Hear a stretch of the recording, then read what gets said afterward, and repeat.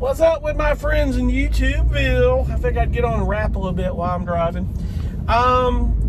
Just want to get on and chat about a few things. We're getting some sunlight finally. Oh, little bits of rain throughout now next week. You know, chances of that are happening, but we're starting to see some nice weather, and I hope you guys are as well. I really do. Hope all this stuff's passing. You know, here where I live, and that green pollen starts falling usually about the first or second week of February, but with the weather the way it's been, it's, you know, a little delayed. Today is the first time I'm seeing some of it starting to fall, and it's coming down now, which indicates spring is here, which I love. Spring is my favorite time of the year. Love it. It's great. I don't know why. It just always has been a really cool time of the year for me. But anyway, I saw that movie Namadland last night. If y'all haven't seen it, it's called Namadland, and Bob Wells is in it.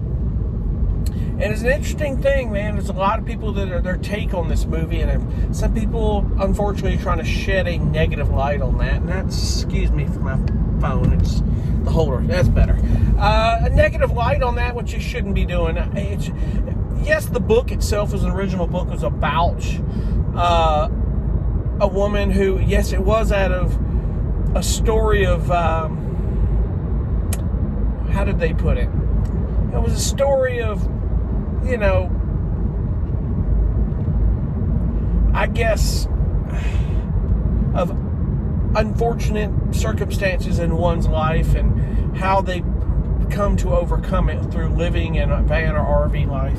And some people, you know, it didn't shed a light on like, oh God, this is the coolest thing in the world. Everybody's going to go live in vans and go fill up the world with vans and RVs. It didn't really shed a light on that as to where it created that mess. And, you know, everybody thinks it's cool to go buy a van and live in a van now. There is a huge uptick in RV living and van living. I think the pandemic kind of increased that a little bit. But the cool thing about this movie, and I've seen Bob in person, I know Bob is a legit, real van lifer. He's the guy that pretty much started the whole, I can teach you how to live affordably and free in a van, but Bob will also tell you, you better have a plan or some sort of a means to an end if you do this. There is no magic pill. He used to say it a few years ago, he said, don't come out to this RTR looking for somebody to just give you a bunch of free stuff and magic dust to come down and you show up here and everything's going to be great. It's not the way it is. Please don't do that. He said, there are people that are kind and are always willing to help you, but do not come out here expecting that, because you're going to be seriously disappointed.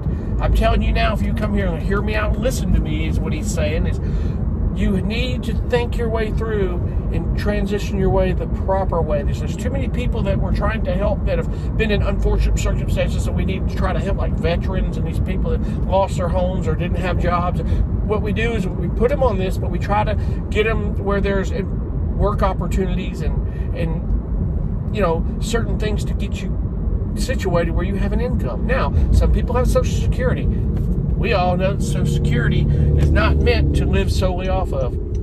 Sadly, Social Security payments need to be a hell of a lot better than they are. We all can agree on that one. I'm in no hurry to take it. That's the only check I want from the government, provided we even have it by the time I'm retired. I don't believe that's even going to be the case, but we'll see. But, you know, Bob was in an interview at GQ magazine. He was talking about, you know, I have a pension in Social Security. I live off that just fine. And Bob has made a bunch of money with YouTube. He just kind of said, I made a substantial amount of money with YouTube. When the YouTube hype was there before they pulled the rug out in front of these creators, Bob made a ton of money. I've known YouTube creators like Will Prowse that said, I was making $32,000 a month. So you can only imagine that Bob has money in savings. Bob has been very frugal and smart with his money. And that's pretty cool. Bob has a means to, if he has to be taken care of one day or move somewhere. He told CBS this morning, I got the money. I can buy property in a house and live somewhere how I need to. I'm fine. But he tells you, you know, have a backup plan. But it doesn't really shed the light on that. Getting back on the topic of that movie, it doesn't really talk about that. But, you know, Bob's in there with the actors talking, and you'll find something interesting when Bob's talking. It just goes to Bob. It's almost like two separate scenes. There's that Frances McDermott that's in the movie. like he's talking to her, but I don't think they're together talking in the same scene. They may be, but one thing I would say is what came out of Bob's mouth was as real as it gets, and he said it to other people. It's a reason that he said it about, you will find that happiness. You will be able to get there. You just have to have faith in that deal. And some of the other advice. And that's the real Bob Wells.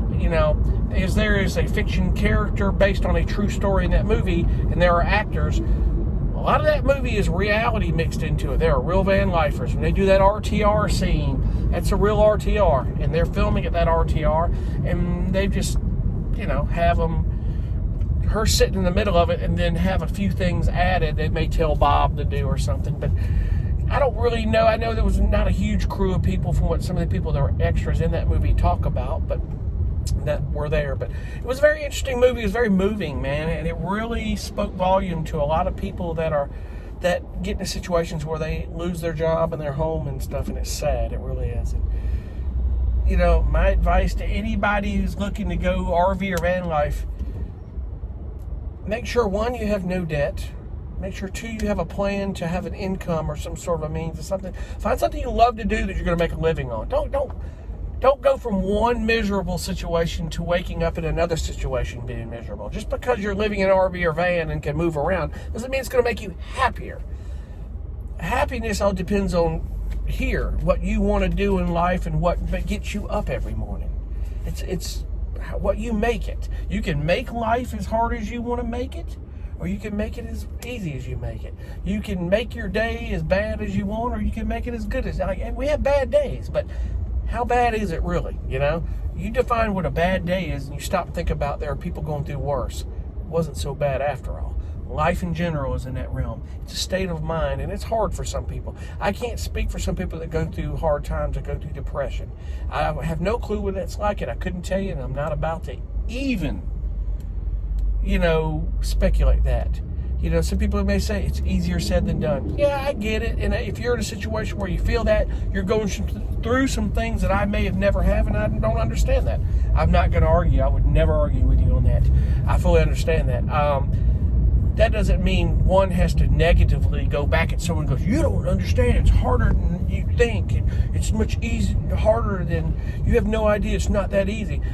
Maybe I don't, but I'm just telling you overall with people in general, things are as hard as you make them, as bad as you make them. But the movie shed a good light on that, and it helped the character who was based on a real person in life that went through this. The book was based on a couple of people in that book that were real people. It shed a light on you can make it hard or you can make it easy. How do you want to do this? It's not like it's prison. And sadly, some individuals end up like Bob years ago, living in a van and learned to love it because he found the good out of it.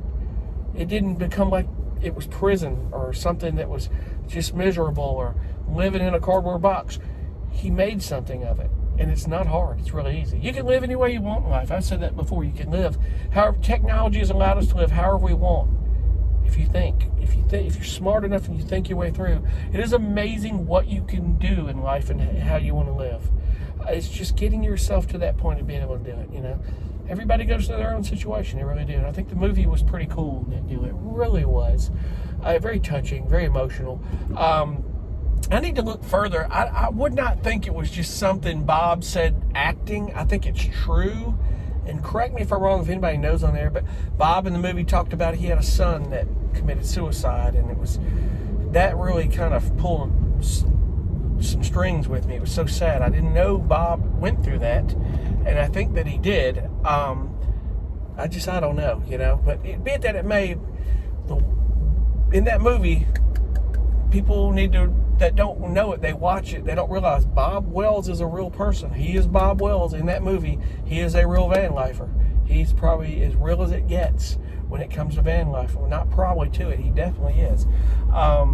People have never met him. I wonder if he really is. He is. I've seen him in person. I've been parked next to his van, and I've saw him last time I saw him was at Tiny Fest Northwest. He had a bunch of camera crew around in there filming a documentary on him.